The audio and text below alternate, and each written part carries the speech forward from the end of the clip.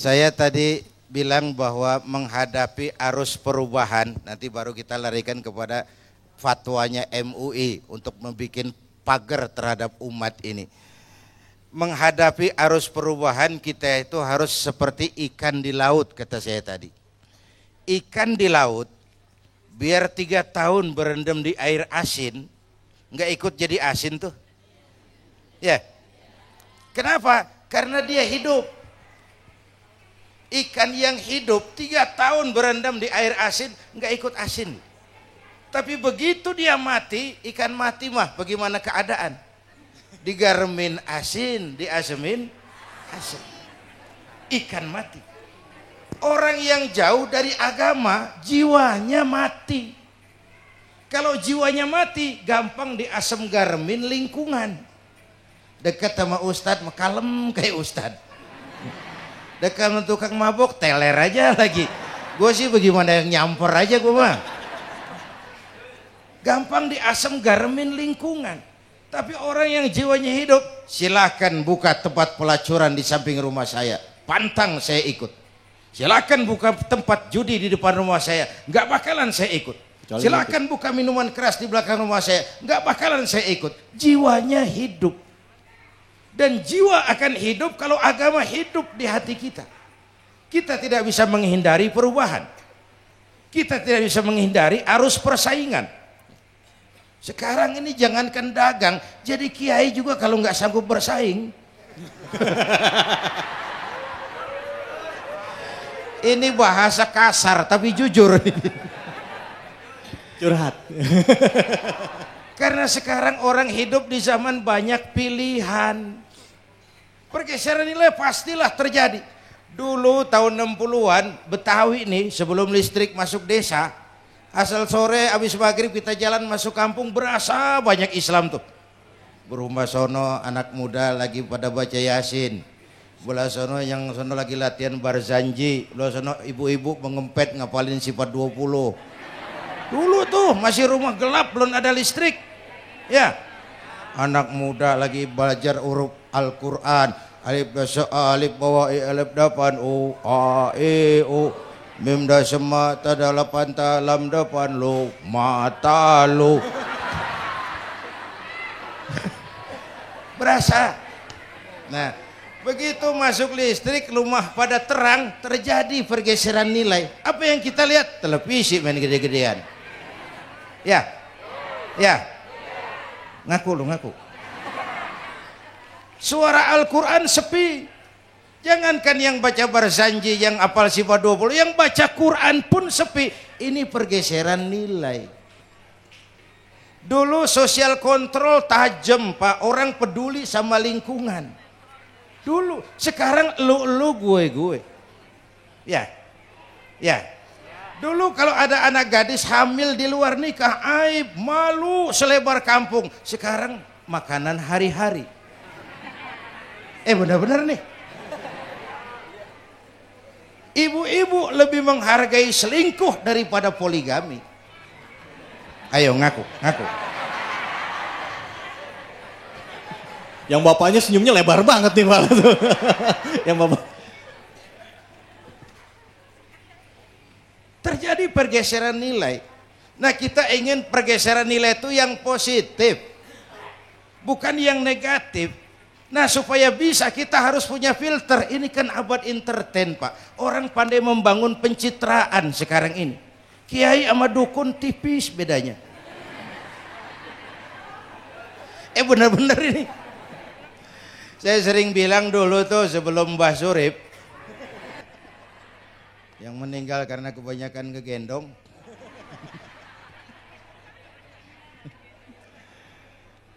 Pan Aribowo bikin lagu bercerita tentang madu di tangan kananmu, racun di tangan. Kalau itu situasi yang kita hadapi, transparan Pak, rakyat enak. Kenapa? Alamat jelas, pilihan paten. Madu di kanan, racun di kiri, pan kagak bingung. Sekarang mah madu di mana, racun di mana nggak ketahuan nih. Orang pandai membangun pencitraan. Banyak racun bermerek madu. Bu, kita harus punya filter. emas pasti kuning. Benar itu? Apa semua yang kuning pasti emas?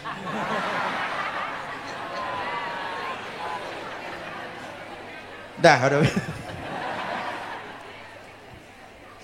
Harus ada filter. Karena rakyat kita, umat kita ini kan sekarang kayak daun kering, Pak. Gampang dikumpulin, susah diikat. Berisik, gampang dibakar. Cepat heran, gampang kagum. Masyarakat mall. Nih ibu-ibu nih, coba asal ada mall baru, rame-rame aja berangkat. Belah sono buka, rame-rame dia ke sono. Kagak belanja. Numpang heran doang. Ke sono heran, kemari kagum. Ini dimanfaatkan oleh ahli entertain. Pandai membungkus, membangun opini, membangun pencitraan. Maka kita harus punya filter. Menghadapi arus perubahan, harus punya stabilitas temperatur batin. Apa konsepsi dasarnya? Agama, Bu. Kekuasaan kalau jatuh ke tangan orang beriman, aman. Ilmu kalau jatuh ke tangan orang beriman, manfaat. Harta kalau jatuh ke tangan orang beriman, manfaat. Rahmatan lil. Tapi kekuasaan jatuh di tangan orang yang jauh dari iman, Fir'aun kan dulunya cuman raja, Bang. Cuman kelamaan jadi raja, nggak ada yang nandingin, akhirnya lupa daratan, ngaku jadi Tuhan. Ana rabbukumul a'la, aku Tuhanmu yang paling tinggi katanya.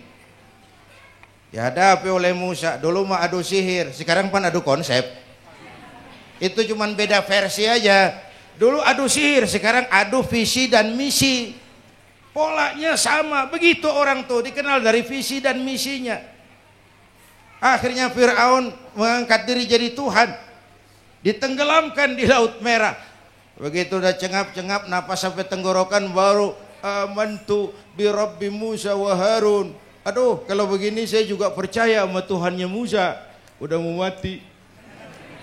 Walaikal maut, gemes banget, dikedukin lumpur, dijebulin, mampus loh. Kemarin kemana udah gini hari baru beriman. Kekayaan kalau jatuh di tangan orang yang jauh dari iman, yang muncul korun, lupa diri, lupa daratan. Masuk dalam kategori kalla innal insana la yatgha ar-ra'ahus tagna. Maka dalam pada itu kita bersyukur Majelis Ulama memberikan fatwa yang berkenaan dengan perubahan-perubahan yang terjadi di tengah-tengah kita. Supaya kita ini punya pagar, supaya kita punya benteng, ada yang kita pegang. Dan yang memberikan fatwa juga Majelis Ulama, bukan seorang tuh, majelis.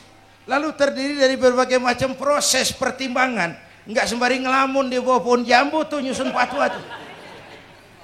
Saya perlu sampaikan ini sebab orang kan harus hati-hati.